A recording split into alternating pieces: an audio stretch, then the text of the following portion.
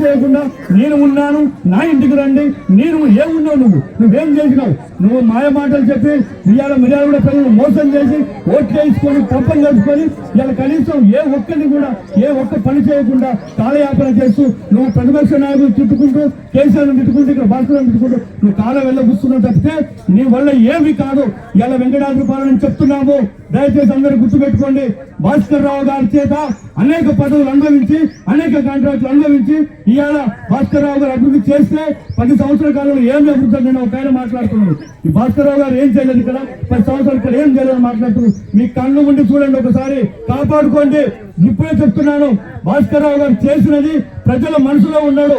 మీరు నాయకులు మోసం చేయొచ్చు, కానీ ఇక్కడ ప్రజల మనసులలో ప్రజల మనసులుండే భాస్కర్ రావు గారు ఇలా ప్రతిరోజు తలుసుకునే ఎవరో తెలుసా, మాజీ శాసనసభ్యులు భాస్కర్ రావు గారిని.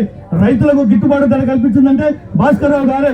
రైతులకు పంటలు చేతికొచ్చిందంటే రోడ్ల మీద నిలబడి మిల్లులమ్మడి పడిగాపులు కాసి సరైన గిట్టుబాటు ధర ఇవ్వకపోతే కొట్లాడి ఇప్పించిన ఘనత మన భాస్కర్ రావు గారికి జరుగుతుంది. అదే విధంగా రైతులు పొలాలకు పోవడం ఇబ్బంది జరుగుతుందంటే ఇలా వెంకటాద్రిపాలెం రైతులందరికీ పేరు పేరున పాద నమస్కారాలు తెలియజేసి చెప్తున్నాను. ఇక్కడ రైతులు ఇబ్బంది పడుతుందని చెప్పేసి మీ పొలాలకు కూడా రోడ్లు వేపించి కలవట్లు కట్టించిన ఘనత మన భాస్కర్ రావు గారికి చెప్తున్నాను నేను. ఇలాంటి వ్యక్తిని మీరు నమ్మించి మోసం చేసి ఇవాళ ఇంటికి కట్టిన జెండా ఎలిసిపోకముందే మీరు పార్టీ మారి మీ కుటిలమైన బుద్ధిని, మీ విషపూరితమైన మనస్తత్వాన్ని తెలియజేసుకున్నారు.